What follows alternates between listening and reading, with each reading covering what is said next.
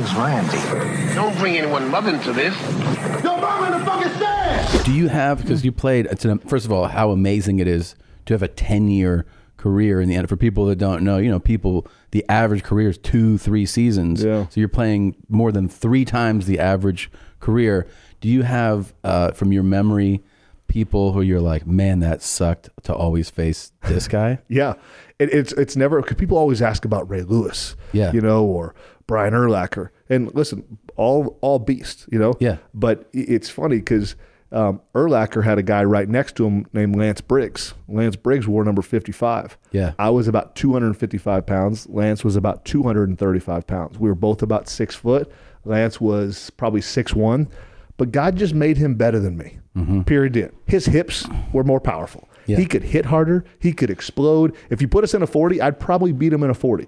But for some reason, when we hit, he just wanted to separate my shoulder. Every time. Both of them. Yeah. And he separated my left one and my right one. Really? And I only had 3 games against him ever in 10 years. The Joker was like, you talk about when I hit you, you're like, oh man, that guy just hit different. Yeah. When you hit Lance, it's like, man, this is like a bank vault. Like I just, like, Really? yeah, and it shatters your spine. You're kind of like, And man. you really separated your shoulders? Both. Absolutely. AC joints. I'm like, dang. And they're like the separations that you got to play through because you can't be a sissy and tap out with them. So like, doggone it. Now I got to play the rest of this game with these busted up shoulders.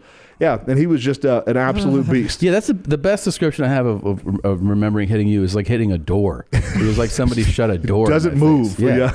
Yeah. Yeah, it sucked so much. But the Ed Reeds, Yeah. those are the guys that those are the ones that hurt the most. So like when you were carrying the ball or when you catch the ball in the open field and you're running, it's never the linebackers or like Really? big Haloti Nadas, or it's not those big dudes. It's that. It's the DBs that are like 205 that are running a 4.340 that are like heat-seeking missiles. Yeah. And they never want to hit me up high. So of course they're going to put their helmet in the side of my thigh somewhere, and you hate them. One thing that never, like, you don't understand, like when you played like the little league stuff, you watch and you're like, how is this possible?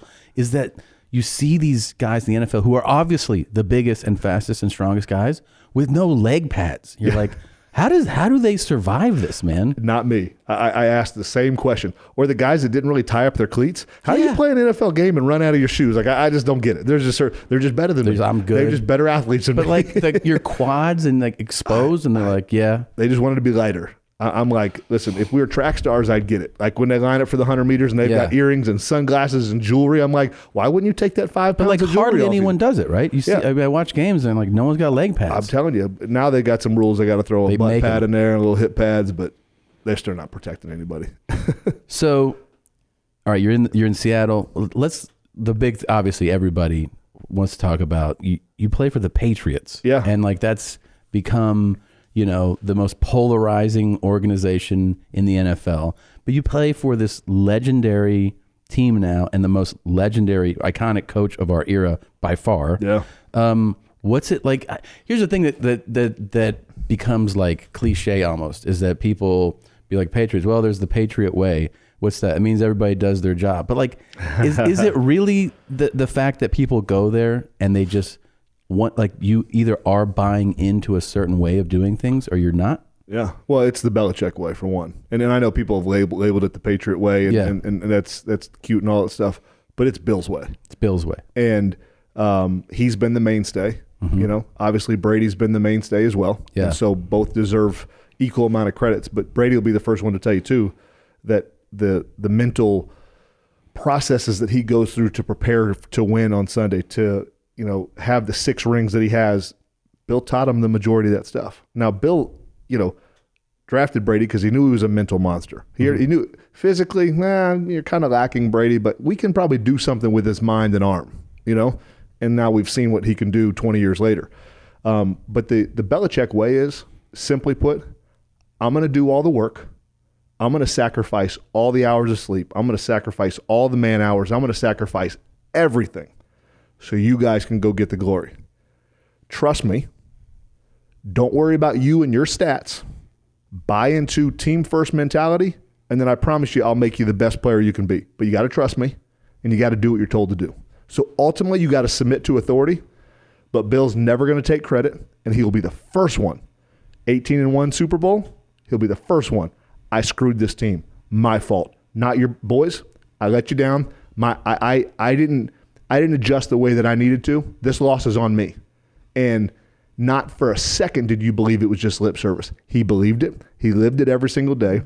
And so in that environment, you only survive there if you can submit to authority. Yeah. And you can humble yourself to trust the process. Because that process is going to change every week. How do we beat Buffalo this week? How do we beat the Chiefs this week? How do we beat whoever it is? It's going to change every week. So every week you got to come back in and be like, all right, what Bill's going to teach this week? And then just buy into it. Now, here's the thing, because like that's a great explanation, but I always wonder this about somebody who's as successful as him, or like, you know, on the college level, you see like Saban, Urban Meyer stuff. Is you go, all right, so these guys, you know, have their system, they stay up late, they don't go home like the other coaches. How are the other coaches not adopting or mimicking this well enough after this time? Like, why does it only work here? Well, it's hard to teach a lot of, like, so Bill's photographic memory. Mm-hmm. I mean, he'll pull a play with Lawrence Taylor out of his brain from the mid '80s and be like, and then go coach, you know, his, you know, a linebacker that doesn't even know who Lawrence Taylor is, and then that will make Bill's brain explode, and then he'll probably cut that player because he doesn't know football history well enough. But I'm just playing. But there is this mental genius in Bill that can know your personality, know yours, know mine, know everyone out there waiting in the lobby. And within 10 or 15 minutes of moving and interacting, he's going to coach you totally different than coach me, and coach you totally different than coach both of us. So he'll switch it up. And he might be in your grill, and then he might just kind of come grab me around the waist, not being super nice, but more loving me up a little bit. And then 3 days later, he might know you need something else. And then he's going to come at you all soft and lovey-dovey and come at me all hard. But the best thing about Bill is there's not a lot of people that can mother F Tom Brady in a team meeting room. And when you're in New England, if you're the superstar, you get coached harder than everyone else. And if you're the 53rd man on the roster, or maybe like the 35th guy on the roster like I was, then you're going to be in this staggered scale of your level of accountability and how hard you get come down on, because he knows – ultimately, me at 35 man on the roster is going to follow Brady at number 1 in the roster. So if Brady's not challenged and he's not working and he's not being held accountable, then you create this level of inconsistency. Yeah. And so that's a gift in itself. But then judging talent, and when I got cut from the Dolphins, Bill's like, oh, I can make something work out of him. No one knows how to do what I know how to do with Heath. Took him a year. Converted me into a totally different player that everyone thought was a possibility when they drafted me, but Mike Holmgren didn't know how to do it, Nick Saban didn't know how to do it, and Bill showed the world how to do it. Really? Yeah. That's amazing. Yeah. So it's So by the way, Brady gets it then in meetings from Belichick. Everybody gets it. Really? Yeah. Now, there's just I remember it was 2007. We smoked the team by like 50 points, and Bill comes in and he's mouthing off at Brady about something, about, I'm trying to remember how it started, but he's like, if you weren't so worried about you and Giselle's next GQ magazine, maybe, just maybe you wouldn't have thrown that interception. What is this, Christmas? It's October, Brady. Christmas come early or something? I can go somewhere for Foxborough High and get someone to throw that ball better than you. Like, so we're just like going at him, you know? God. Now, here's the thing about people don't realize, all the people that come out, like the Cassius Marsh, these losers that come in there like, oh, place is no fun, yada, yada, yada. Man, when you're a winner in your heart, there's no better place to play. There's no more fun, because we're all dying. Yeah. I mean, when he's getting on Brady, you got McGinnis over there, you got Brewski, Vrabel, all my old boys that were there, all laughing because Brady's getting it. Now, Brady's pissed as can be because Bill's going in his chest. You know? Yeah. Now, you knew it was coming, and if it was like a Monday morning meeting after a game that you knew we had won, but you knew there was like probably 2 plays. Mistakes, yeah. Oh, Lord, no. He doesn't miss anything. All hellfire and brimstone's coming at you, and that's just what it was. And so he would go through, we'd call them low-light reel meetings, because like most teachers, most coaches have highlight reel. No. We don't have those in New England. You got low-light reels. Do you remember getting it? What? Yeah. I had this great game when I first got there. He comes in and throws on the field, or the film, and I had caught a ball, spun, made the first guy miss, made an open field move, made a second guy miss, turned 10, 12 yards out of like what should have been a 2 or 3 yard catch. Yeah. Hey, Gale Sayers, I brought you here for your physical toughness. Who do you think you are? This, I don't ever want to see this again. It was a 12-yard. Like, I had made a great play, and all he was trying to do was trying to ingrain in my mind. Hey, listen, you're here to beat people down. When you get the ball in your hands, I want you to physically impose your will, because we have other backs that can do what you just did. So your piece of the puzzle is you beat people down when you have the ball in your hand, and then we've got Kevin Falk, we've got Corey Dillon, we've got others to kind of do the dance and stuff. Yeah, quit your dance moves, kid. But I'm like, oh man, you see those sweet moves? Big boy dancing. Nah, I'm like, oh man. And no one else really does that, right? Like no other coach would be like that. Not like that. Because like Sean Payton will get in everybody. I mean, I loved my 2 years in New Orleans. I obviously won my ring there and everything else, but he's never going to rip Drew Brees that way, you know? No way. But there's also very few superstars that can take that type of, you know, humbling process about, you know, are you trying to get better, or do you think you've arrived? The problem is most people think they've arrived, and they don't want that type of coaching. They're too thin-skinned. They're too sissified. They're too just whatever, and they don't want to be great. You don't last there if you don't want to be great. I remember that it might have been so maybe the year that you were there, I'm not sure, or the year that you guys went 18-1 is that the year that he had like 50 touchdown passes and Moss had like 29, all kinds of records. So I remember that the following year, I might have some details of this off, but Moss had insane numbers, and the next year, just like week 3 or something, he said something in the press about like either catches or contract or something, and the next week he was gone, and you're like, what? It took a little bit longer than that, but yeah, I mean, and I always want to praise Randy, because Randy came in 2007, and helped our team. Is a brilliant football player, one of the smartest players I've ever played with, and worked hard. But you always see different wounds in people. Like, and you look at someone's history and their upbringing, and you're like, okay, now I see why they move and react that way. I see why they respond to authority that way. I see why they can get so easily offended, you know. And so I love Randy. I mean, he was a great teammate, great man, great father. He's just an awesome dude.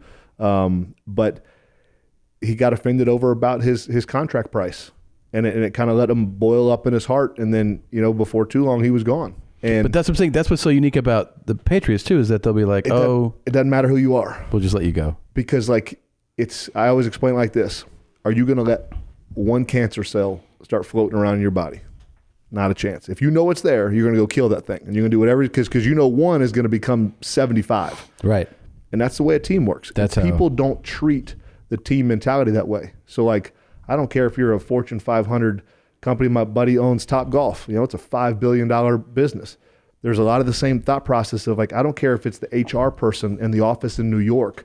Like, it's going to eventually affect the office in Seattle. So like our process of thinking, like we don't tolerate me personalities. We don't tolerate, you know, what about my stats? We don't tolerate, you know, pride. We don't tolerate anything other than what's best for the team. Yes, we have that problem with Josh Potter here. Exactly Fire Josh. Clearly.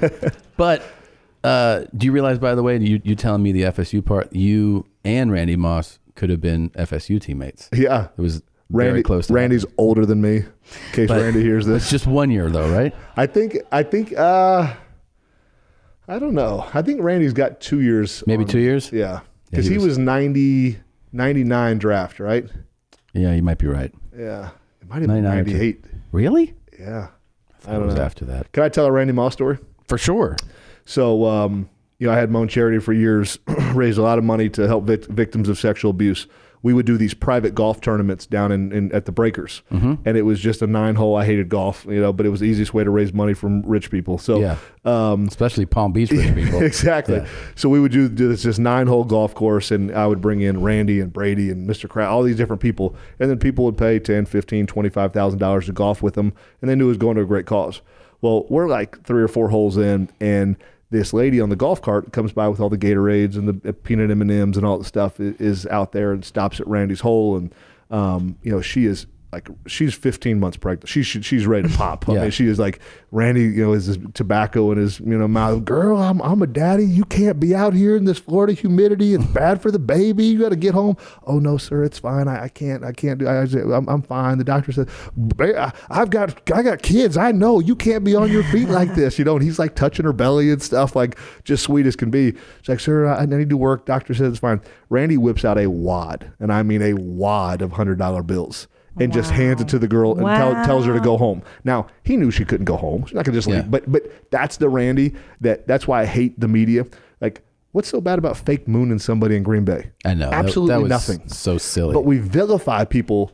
Like, I don't care. Like, you can look at it in politics. You can look at it anywhere across the world. Like, we vilify people for stuff that, like, if we're ever willing to look at ourselves like, I've mooned somebody before, not just fake mooning them. I've mooned them. It's shame culture, man. Yeah, you know what I mean? But it's just like, oh, mighty me. I'm like, have you not looked in the mirror lately? No, it's bullshit. Because I've done some screwed up stuff. So who am I to ever pass judgment on anybody? To go after him for the fake, like people are like, I'm horrified that he would do that. Isn't there that fake? There is that air of fake righteous indignation, especially in now. the NFL too, right? Like, I mean, look, I'm not an expert by any stretch. I just kind of overhear what Tom watches all the time, and like I know these names. I know the name Tom Brady. I know Bill Belichick. Blah, blah. Yeah. But like when somebody loses, even and the press interviews them, it's like you're not even allowed to just be like, "Yeah, we fucked that up." No, fucking mad at myself. Right? Like they have to be like, "That's a $15,000 fine right there." For sure. Yeah, two F words. By the way, cost your paycheck. Can you hold that up for our camera? Because we always have a water champ battle. So that's the water champ right there. Got to stay hydrated. Yeah, you look like like I say, you look like you really let yourself go. Jesus, I saw your workout stuff on Instagram. Like, is he going back? Like, you look. I mean, you're jacked. Well, he looks jacked through a dumpy sweatshirt. I know. You know what I mean? Yeah. That's how you know you're in shape. Why she got to call my sweatshirt dumpy? You know what I mean? Like, I sell these. Like, dang. Yeah. It's a lovely sweatshirt. I'm saying, like, you're dressed down, and we can see that you're clearly in. She's saying that I don't look the same way in this one. Okay? Nobody looks that way. Oh, you just watched a highlight from your mom's house. And if you want to see more, just watch one of these videos or highlights here and definitely subscribe here. That way you can be kept abreast of all the brand new. Yes, I said the word, Tom. Don't judge me with your eyes. Try it out.